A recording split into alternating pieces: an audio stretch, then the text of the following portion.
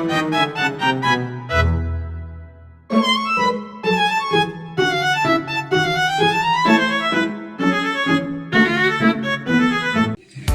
Sobat Cemerlang, Assalamualaikum warahmatullahi wabarakatuh.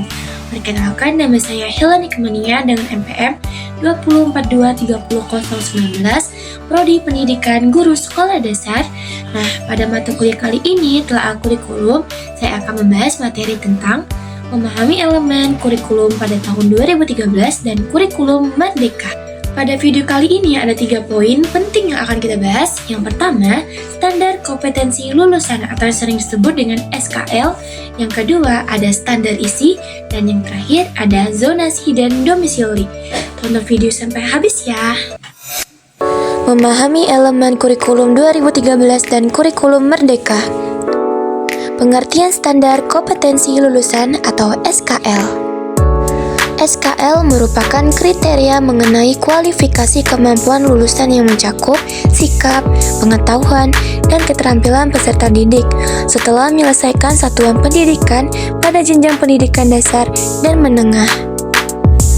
SKL berfungsi sebagai dokumen sementara yang dapat digunakan untuk berbagai keperluan, seperti melamar pekerjaan atau mendaftar ke jenjang pendidikan yang lebih tinggi. Standar kompetensi lulusan atau yang sering disingkat dengan SKL. Yang pertama, standar kompetensi lulusan pada kurikulum 2013. SKL pada kurikulum 2013 dirancang untuk mencapai kompetensi lulusan pada dimensi sikap, pengetahuan, dan keterampilan. Penekanannya adalah pada keseimbangan antara kompetensi sikap, pengetahuan, dan keterampilan. SKL dirumuskan dalam bentuk deskripsi mengenai kemampuan yang diharapkan dimiliki oleh lulusan setelah menyelesaikan pendidikannya. Yang kedua, ada standar kompetensi lulusan pada kurikulum Merdeka. SKL pada kurikulum Merdeka lebih menekankan pada pengembangan profil pelajar Pancasila yang mencakup 6 dimensi. Yang pertama, beriman, bertakwa kepada Tuhan Yang Maha Esa dan berakhlak mulia. Yang kedua, berbineka global. Yang ketiga, bergotong royong. Yang keempat, mandiri. Yang kelima, bernalar kritis. Yang keenam, kreatif. SKL kurikulum Merdeka lebih fleksibel dan memberikan ruang bagi satuan pendidikan untuk mengembangkan profil lulus. Pembahasan yang kedua yaitu standar isi. Standar isi kurikulum pada tahun 2013. Standar isi pada kurikulum 2013 disusun berdasarkan kompetensi inti dan kompetensi dasar yang dikembangkan dalam mata pelajaran. Pendekatan pembelajaran yang digunakan adalah pendekatan saintifik yang menekankan pada pengamatan, pertanyaan, penalaran, dan juga komunikasi. Mata pelajaran diintegrasikan secara tematik, terutama pada jenjang sekolah dasar. Standar isi kurikulum Merdeka.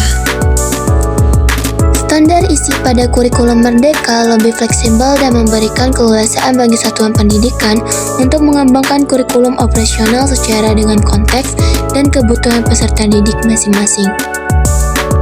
Fokus pada pembelajaran yang mendalam, deep learning, dan pengembangan keterampilan abad ke-21.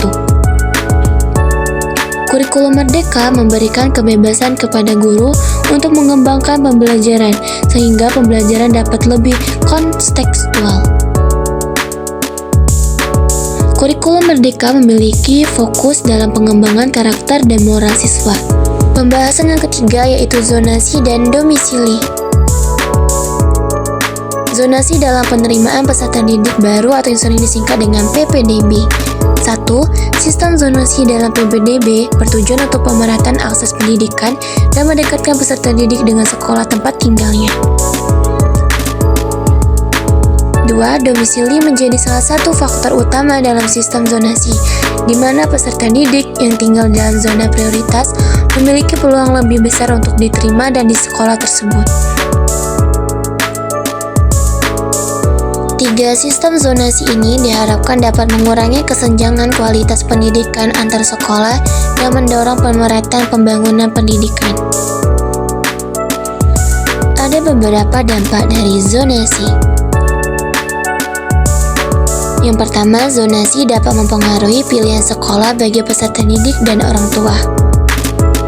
Yang kedua, implikasi dari sistem zonasi ini adalah bahwa jarak rumah ke sekolah menjadi pertimbangan utama dalam memilih sekolah, bukan hanya kualitas sekolah. Nah, kalian udah paham kan dengan materi pembahasan kali ini? Semoga bermanfaat.